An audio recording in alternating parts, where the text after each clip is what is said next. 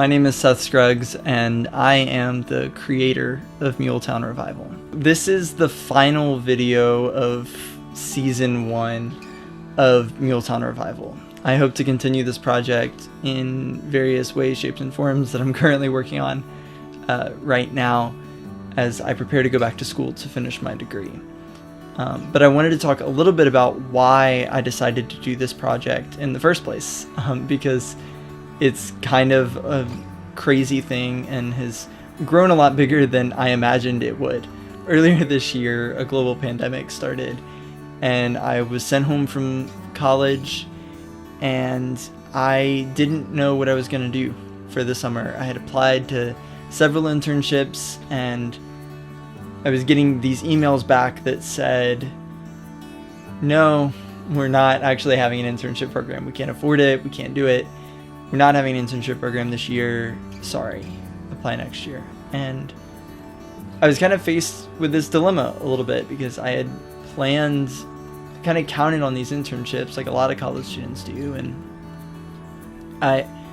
I'm going into my senior year and I'm going to graduate, and I needed something to show for myself is the thought that kept coming to mind. Like, I need something to show that I can make films. I'm a film production major. I needed to be able to show that I can make films and show that that's something that I do.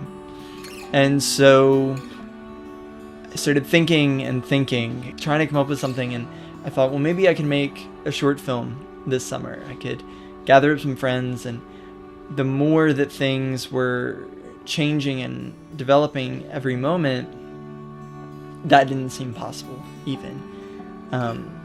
To make a short film with a small crew for no money safely. So that fell through, and I was thinking, what can I do? What can I do? And at the same time, I'm watching the governor make these decisions, and we're going to open up, but we're not. And these businesses can open up, except they can't open up, but these businesses can. And it was so much back and forth, all in this span of time, right around the end of April.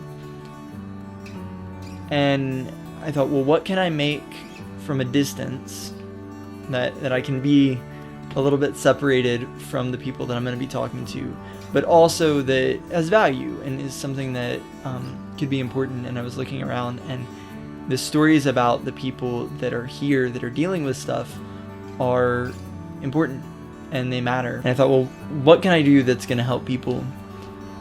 And what can I do that's going to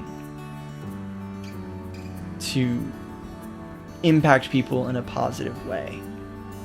And the answer became this project. I was asked pretty recently about why I started the project, and I gave them the whole spiel about, well, it was going to be part of, I was looking for an internship, but I didn't have an internship, and I didn't know what I was going to do. And they stopped me and they said, no, why did you start this project? And so I told them more about, the small businesses and how I wanted to be able to help people. But the more I thought about it, because it's just a question that kind of keeps going in your mind, I thought, why did I do this? And the answer that I really landed on was, I love where I live, and you should too. I don't mean that you should love where I live, though I think you should. I think Columbia is a really, really great place. And I think that the 35 interviews that I conducted show, Columbia is a great place to be, and it's a wonderful place that you should definitely come and visit if you get the chance. And there's so many places. I hit 35 places, and there are probably 100 more that I didn't even get to talk to, and people I didn't get to speak to, and places I didn't get to go. You should love where you live. I think if the past year, 2020, which is a crazy time in everyone's life, if it's proven anything, it's that you should invest in the places where you are. Go to the small businesses, go visit the coffee shops, go shop in the antique stores, go to the juice bar, go to all of these places that make your town and your city what it is. Because if you don't, that's going to go away. And this project was not a tourism guide to Colombia, though I think you could probably treat it that way, and if you did, I wouldn't be upset. But it should be so much more than that. Each place matters because there are people behind it who matter. And that's true everywhere you go. If you're in Jackson, Mississippi, if you are in Columbia, Tennessee, if you are in Nashville, Tennessee, if you are in New York City, the places that you go are driven by people.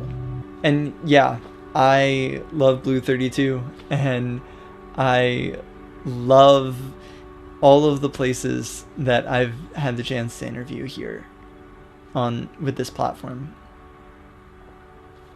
But the reason that this project is engaging, and the reason that I think, maybe you really liked this project and liked what it had to say, is not that you just really love Little Juice Company, but that TJ and Rochelle are cool and they impacted you. It's not that West 7th Company has cool photos. It's that Columbia has a history and Joel is excited to tell you about it. Places are stories and people are stories. And that's what this project is about. This project is about telling the stories of Columbia, Tennessee. And it shouldn't just stay here. Maybe you've stumbled upon this project and you're not even from Tennessee, but you've found this project engaging because of the people that are behind it. Take this idea, tell the stories of where you are, because those stories matter just as much as these do. The last question that I asked pretty much every single person that I interviewed for this project was, if you were given a platform to speak to Columbia and to your community as a whole, what would you say?